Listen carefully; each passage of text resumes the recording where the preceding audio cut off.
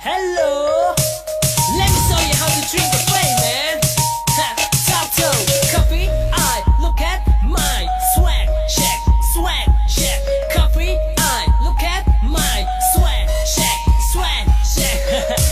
Go by the name of Deep Wayne.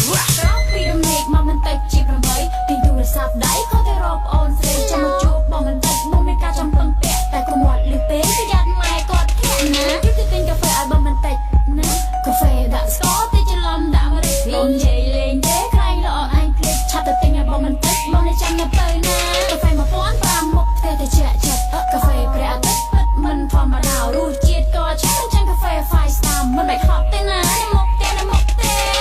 មិនមានចាំបាច់ជិះម៉ូតូទៅទេសោះចូលលើបងកុំប៉ុននៅពេកមើលកែទៀតណា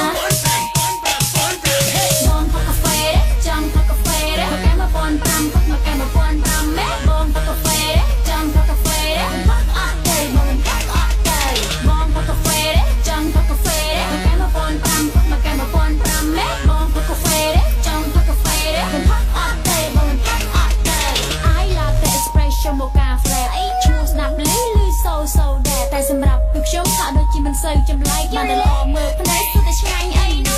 ចាញ់ខ្ញុំមេចាញ់កាហ្វេខ្ញុំមេតែបើវាថោកចិត្តខ្ញុំមិនដែរទេនឹកវាគ្រប់ពេលផឹកវាគ្រប់ពេលក្នុងមួយថ្ងៃពីរពេលមានអារម្មណ៍ស្រស់ថ្លាបើសិនជាអ្នកមិនចេះអ្នកអាចសាក់មើលបានមិនសាក់ពិតជាមិនដឹងថាវាស្រួលខ្លួនបានកាហ្វេព្រះអាទិត្យពិតមិនធម្មតាមិនឲ្យហត់ទេណាមកផ្ទះមិនមានចាំបាច់ជិះម៉ូតូទៅទេសោះពេកមើលកែទៀតណា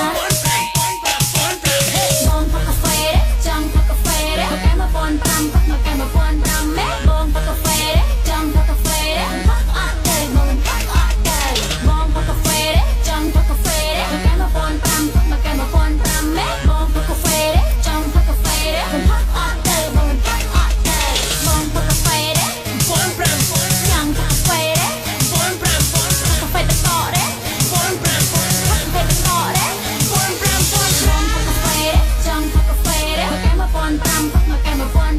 បងផឹកកាហ្វេចង់ផឹកកា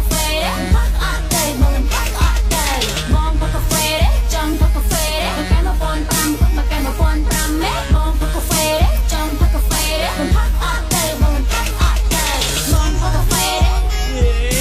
កាហ្វេត